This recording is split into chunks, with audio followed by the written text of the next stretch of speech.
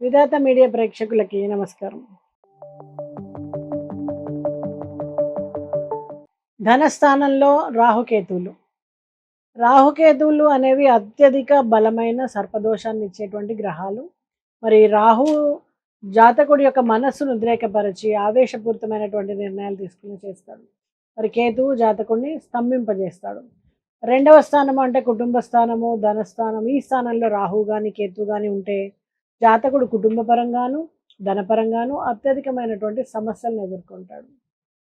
మరి ఈ సమస్యలు అన్ని జాతకాలకు వర్తిస్తుందా అంటే కొన్ని మినహాయింపులు కూడా ఉంటాయి.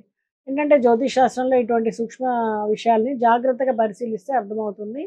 రాహుకేతువుల దశ 20 సంవత్సరాల నుండి 60 సంవత్సరాల వయసు మధ్యలో రాకపోతే జాతకుడు రాహుకేతువుల గురించి చింతించాల్సిన అవసరమే లేదు. ఏ గ్రహమైనా సరే తన దశభుక్తి కాలంలో పూర్తి ఫలితాలను ఇస్తాయన్నమాట.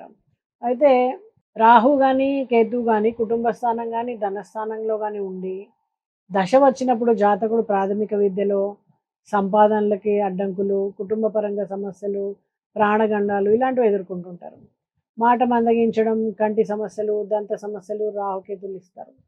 అయితే ఈ సమస్యలు రాహుకేతువులు జాతకంలో యాక్టివేట్ అయితే మాత్రమే ఉంటాయి. అంటే రెండవ స్థానంలో ఉన్న రాహువు కొందరి జాతకంలో జీవితకాలంలో కూడా యాక్టివేట్ కాకుండా ఉంటాడు. అంటే ఇలాంటి సందర్భంలో ఏంటంటే రెండవ స్థానంలో రాహుకేతు ఉంటే రాహుకేతు దోషం ఉండదు అని చెప్పొచ్చు.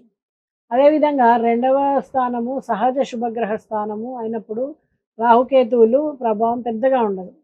అంటే రాహువు గురు, శుక్ర, బుధ, చంద్రుడు వీళ్ళ స్థానాల్లో రాహుకేతులు ఉన్నప్పుడు రాహుకేతు దోషం పెద్దగా సమస్యలు ఇవ్వదన్నమాట. అయితే రాహుకేతు దోషము తక్కువ ఫలితాలను ఇస్తుంటుంది కాబట్టి నెగిటివిటీ అనేది తగ్గుతుంది. అదే రాహువు కానీ కేతువు కానీ శుభగ్రహ స్థానంలో ఉండి శుభగ్రహాల దృష్టి ఉన్నప్పుడు ఆ జాతకులకు అద్భుతమైనటువంటి ధనయోగాలు కూడా సిద్ధిస్తాయి. అత్యధిక ధన సంపద, ఆర్థిక సౌలభ్యము, అందమైన గృహము, మంచి వాహనం వంటి సౌలభ్యాలన్నీ జాతకుడికి ఏర్పడుతూ ఉంటాయి. రాహుకేతువులు రాజయోగాన్ని కూడా ఇస్తాయి. రాహుకేతువులు రెండవ స్థానంలో ఉంటే రాహుకేతు దోషం అని వెంటనే నిర్ణయించకూడదు.